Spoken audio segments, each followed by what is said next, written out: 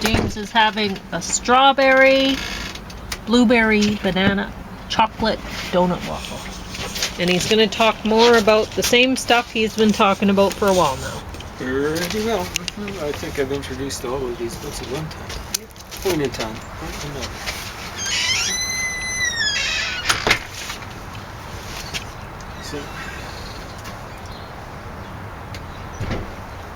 So what we've got here is extreme faith. Not with me, but it's the title of the book. I don't have faith really in much of anything, but much less extreme faith. But this is a particular translation of the Bible. It's called a contemporary English version. It's hilarious. They got quotation rights for the contemporary English version. It comes from the American Bible Society. So they've got, like a copyright page. And, Bono with U2 has made all sorts of mistakes. Probably the worst is Bullet the Blue Sky, where he's kind of portraying the Americans as being the bad guys in Nicaragua. And the real bad guys, the Americans were supporting people that were hired buttocks. Really bad people, Somoza people, but way worse, okay? Was Daniel Ortega and the Sandinistas. Way worse. Look at me, I'm not blinking, I'm telling the truth. I know it's the truth. Okay, so Ortega's bad now, but he was bad back then. He was doing borderline genocide and kind of like between ethnic cleansing and genocide on the people on the Mosquito Coast. That was in the 80s, okay, when the useful idiots like Bono and Bruce Cockburn were supporting him. And Bruce Cockburn's the guy who was singing well in tone, not a very good singer. If I had a rocket launcher, some SOB would die. He actually didn't use the initials, so he really felt strongly about that. But as I've said before, the rocket launcher, if it had any taste, would blow up in Coburn's face. He's an SOB because he felt really strongly about that, but he hadn't done his homework. You got to do your homework before you start feeling strongly. I think that's why we've got two hemispheres of the brain. The one hemisphere tells you how to feel, but you got the other hemisphere that'll tell you what you should be feeling about what things. And if you're not using the one hemisphere, the analytical one, you're going to make all sorts of mistakes. And at artsy, smartsy, we'll call them, people who make those mistakes as much as anyone. Coburn's probably, well, actually, he's a religious guy too, I think, isn't he? I don't know how extreme his faith is. Bono has his faith. I don't know how extreme it is. And stuff like that. Generally, I think U2's been a healthy influence on Ireland. I think they've helped kind of heal a rift or something like that in Irish society, particularly Northern Irish society. I don't know if they've healed too many wounds yet. It'll take time, and I don't know. There's always a possibility for recidivism on both sides of that rift. So yeah, extreme faith. But yeah, Bono said the God I believe in, mister, ain't short of cash.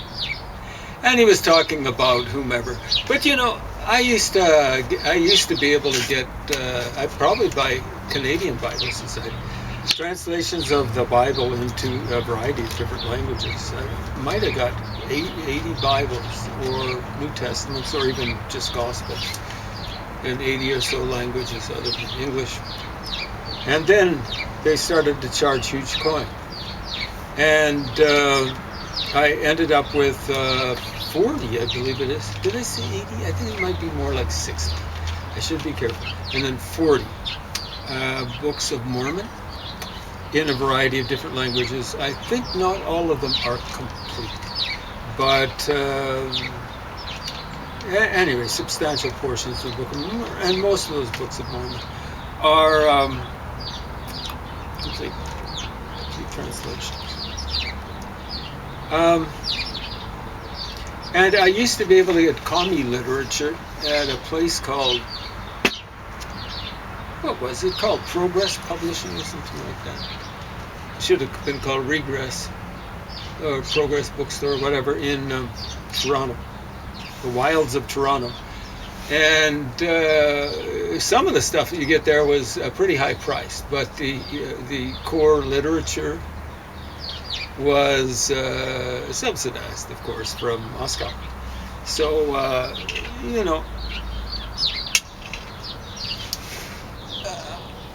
they say in here, like you can duplicate stuff from here, not for profit. But anytime there's profit involved, well, okay. Like if you're really concerned about spreading the gospel word, the good news, I don't think you'd be terribly concerned about someone making a profit off of it. And if they do, they do. Who cares? Huh?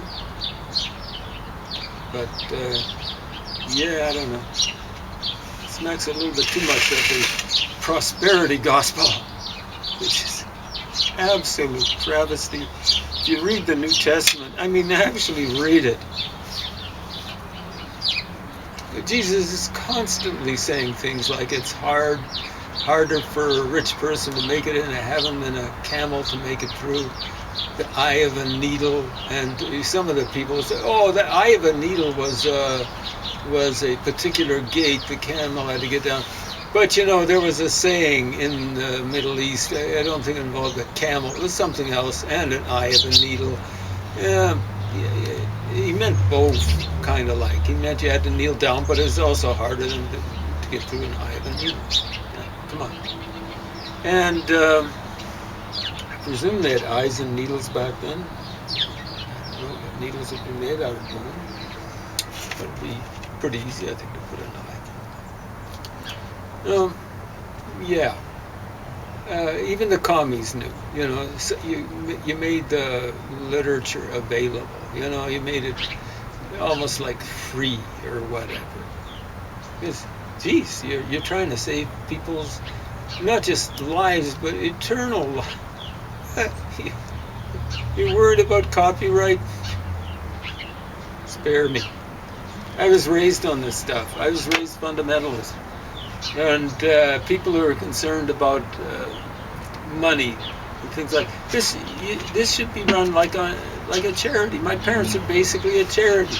They never didn't convert a soul, but they were working in Africa. When we came back to Canada, we were as poor as church mice. When my dad had to start off at the bottom level, any place he went, working his way up to through the ranks of the teachers and stuff like that. Worked his way up the pay scale and stuff like that. And when we were in Africa, there was no. We lived like kings by comparison with the Africans. That's what they were called then. I don't know what you couldn't call them African Americans, African Africans, or whatever. Nowadays, I don't know what the buzzword is nowadays. But we had no running water. We had to save the water. We gathered in big tanks, big tanks. At two of them at the back of our house. We had no electric or gas stove. We had to chop wood. It was a wood stove. We had no, I said no running water. We had an outhouse. And overnight, you didn't want to be stomping around. The outhouse is a long way away, as it should be, especially in the tropics. And you didn't go stomping out, so you had to use a pot. We had a washroom, kind of like. It had a bathtub in it.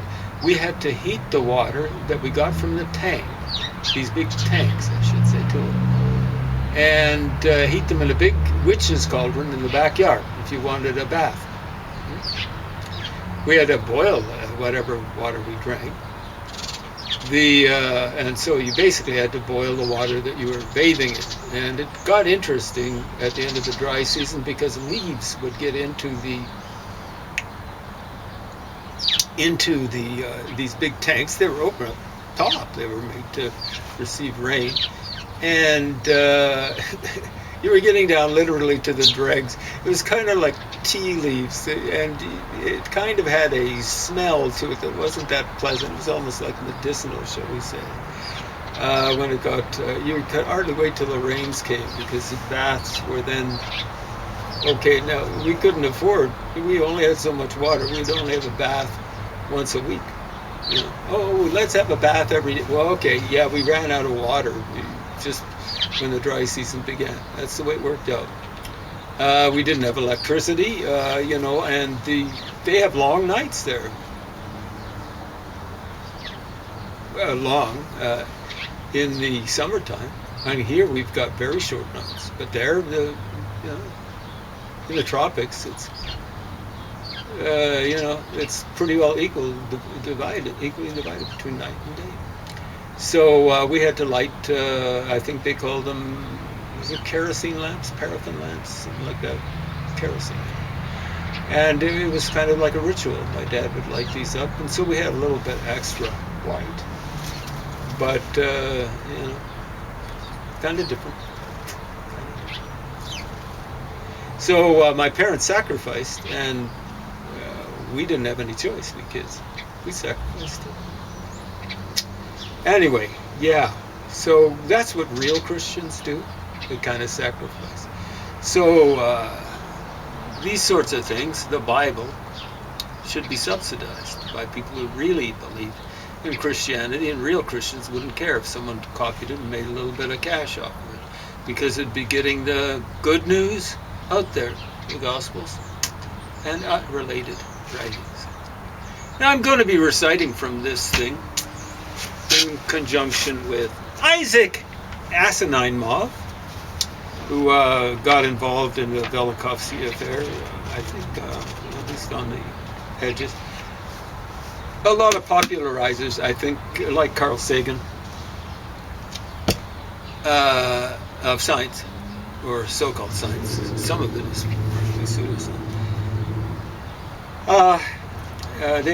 They wanted to take on Velikovsky, like Velikovsky was too popular for, hey, it's just a way better seller than those flunkies, at least for a while there.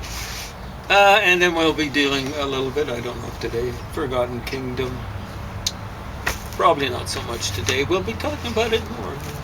I mean, Guy did find a destruction, not so much layer, but evidence of destruction committed by some sort of, he thinks it's human hands, but it actually was something that was on a worldwide scale. A sign of burning found in Alalak, or Alalak, however you mispronounce it, and I found it also in Shubat. And now, why haven't I found it in other things? Well, not all archaeologists are looking for the same thing. Not all archaeologists are going to report everything that they find. Oh, here's a weird burning on the outside of buildings. Yeah, who cares?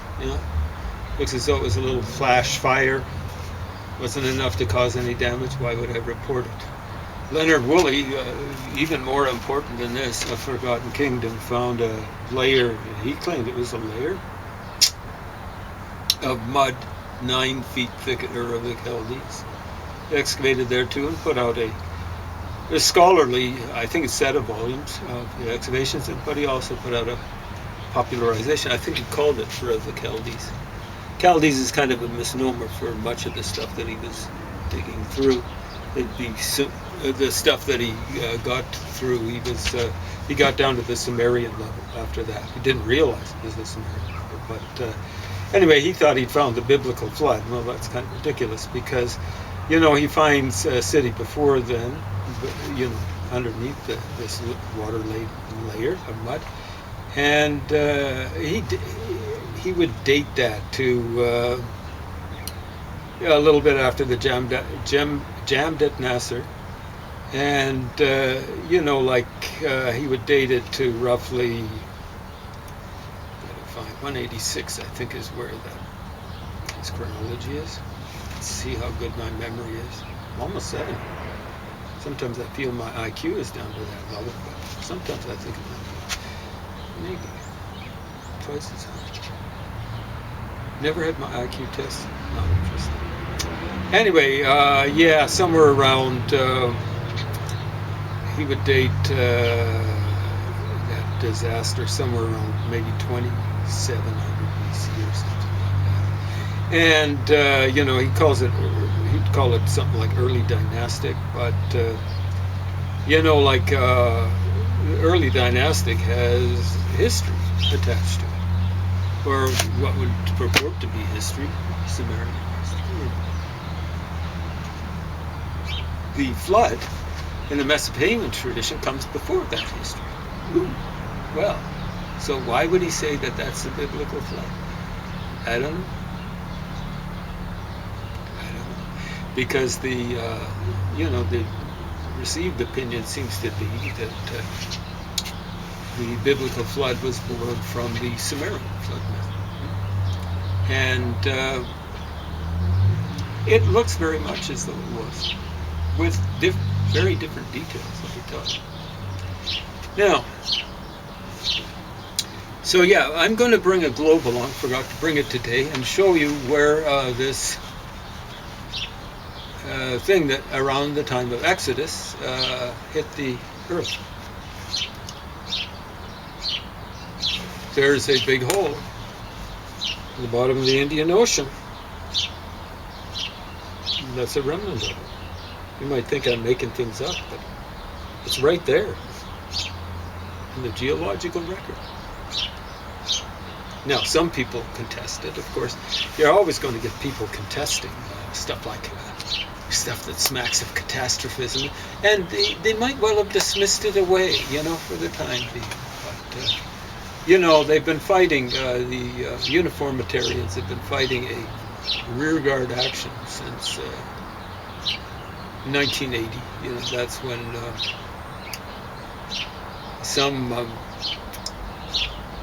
when I think it was Luis Alvarez and his son discovered a radioactive rich layer in Gubbio, Italy, and claimed to have found the corresponding layer, all around the world.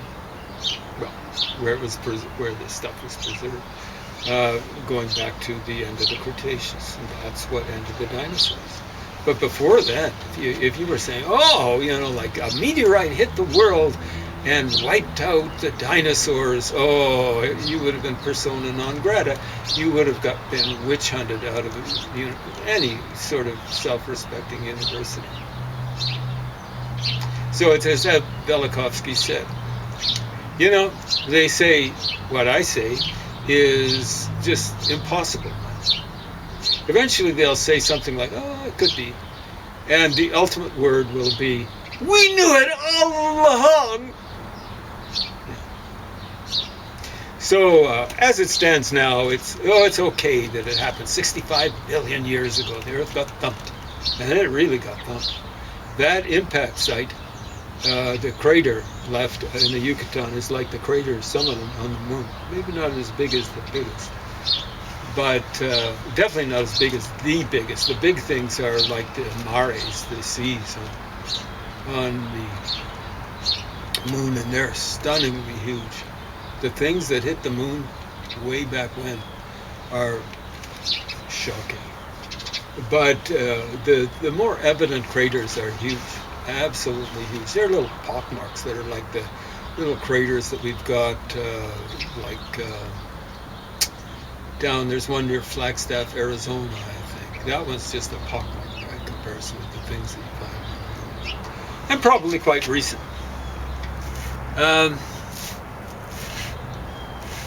So I'm just going to read a little bit from, this is Exodus. So Exodus is something like, Ode I think means something like pathway. Odometer I think is a measure of your pathway. See how that works out? OD, that root. Ode. I think it means something like that. And then X means, well, going out of. So it's a pathway out of. And it refers to the path out of Egypt. Now, I want to make perfectly clear to anyone tuning in early or someone who hasn't been paying proper attention to past broadcasts or whatever you want to call it, that I am an agnostic. And when it comes to any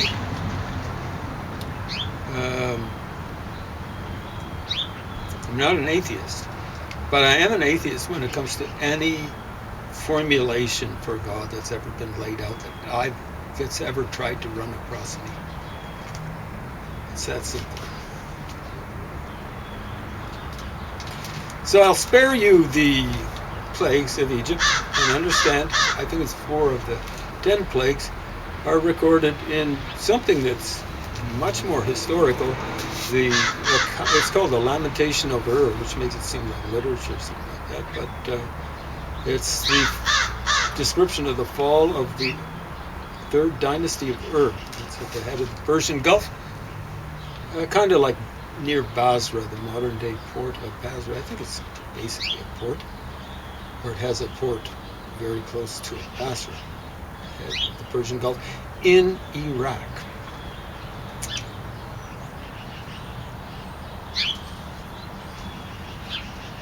Okay.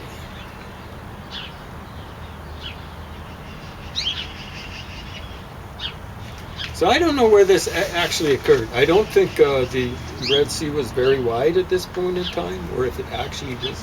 Okay. So the people of Israel left Succoth. Succoth basically means tent or tents. It's plural. They camped at Etham, at the border of Egypt near the desert. So presumably that's roughly where the Suez Canal comes through. Maybe a little bit south. Near the desert. So the desert, I presume, would be over on the other side, although I think it's pretty much a desert on the Egyptian side. Incidentally, that's roughly, that's the people of Israel kind of lived in the, according to the account, land called Goshen. And it would be in between the Delta and present-day Suez Canal. There's one enterprising individual, I wish I knew his name, who identified that with a place the Egyptians call Gezent. And how did the M change it to the N? Well, you see M next to an N, you're going to pronounce it as a dental. In the long run, you're going to say Gezent when you start sloughing things, and then you drop the T off. The Hebrews tend to drop T's off. So many Semitic languages, the people speaking them tend to drop the T's at the ends of words off. So you get Gezemt, then Gezent, and then Gezen. Oh, Goshen. Oh, how do you get sh instead of an S? You look in hieroglyphs. I actually have. And studied it kind of at university. No one instructing us. It was 3 people studying it together. One prof.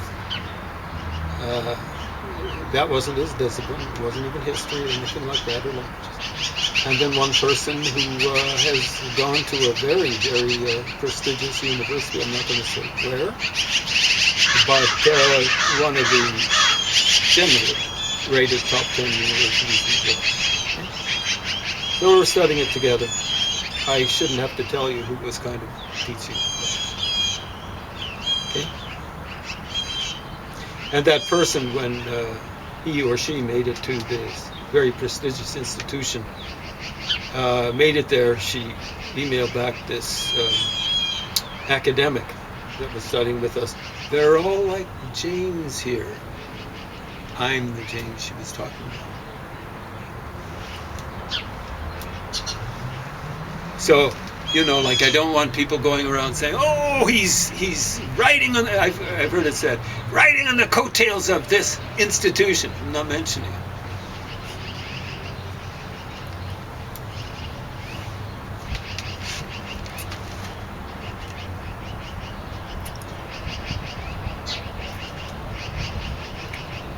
Anyway, at Etham, the Lord said to Moses, I don't believe there's such a thing as the Lord. I'd be surprised if there wasn't someone who is a reasonable facsimile of Moses. Tell the people of Israel to turn back and camp across from Pi-hahiroth near Baal-zephon. Baal is like Beelzebub. Kind of, I think it means Lord or Master or something like that. It has a variety of different meanings. Might mean husband too. But then, back then, husband kind of Lord and Master. Zephon, I think, means north. Pi-hahiroth. P is like the Egyptian article. The definite article is that recall. Hahiroth, I think there's a lot of conjecture about what that is. Between Migdol is Hebrew for tower, and there was a place on the border of Egypt that was called that, and the Red Sea. The king will think that the king would be the Pharaoh. Pharaoh, incidentally, king is a better translation. Pharaoh is very late.